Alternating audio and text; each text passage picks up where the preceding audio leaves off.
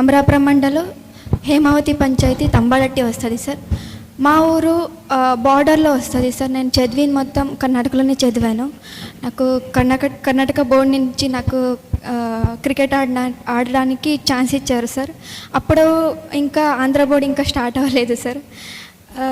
మా ఊర్లో అయితే చాలా కష్టం సార్. అంటే మా 16 ప్లేయర్స్ కూడా చాలా కష్టం నుంచి వచ్చారు సార్. వాళ్ళకైతే వాళ్ళ ఫ్యామిలీలో అయితే ఒక పూట తినడానికి దొరికేది కూడా అంత కష్టం సార్. మాకు చాలా ఇబ్బంది పడుతున్నా సార్. నేను ఒకటే రిక్వెస్ట్ చేసుకుంటున్నాను సార్, అంటే మా అమ్మాయి వాళ్ళకి ఏమైనా కొంచెం హెల్ప్ చేస్తే చాలా బాగుంటుంది సార్. వాళ్ళు కూడా అమ్మ నాన్న కూడా బాగా చూసుకుంటారు వాళ్ళు కూడా. అంటే మాకు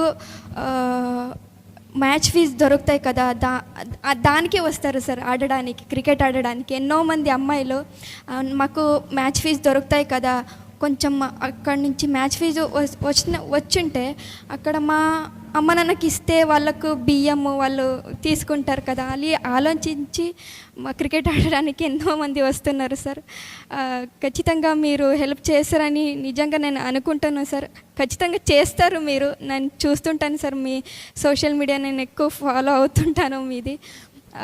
నిజంగా నేనైతే గబ్బర్ సింగ్ మూవీ అయితే ఎన్నిసార్లు చూసానో నాకే తెలియదు సార్, అన్నిసార్లు చూసాను నేను.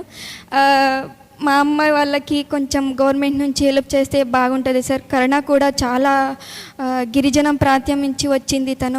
తనకి ఇల్లు కూడా లేదు సార్, అంత కష్టం తనకి. మళ్ళీ నార్మల్ క్రికెట్ వాళ్ళకి మంచి మంచి గ్రౌండ్ ఉంటాయి, మళ్ళీ న్యూట్రిషన్ ఫుడ్ ఉంటాయి, కానీ మాకు అలా ఉండదు sir.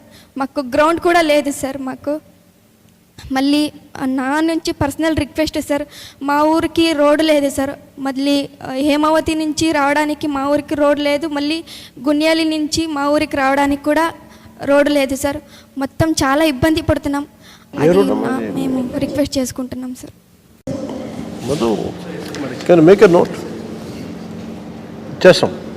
Thank you so much sir.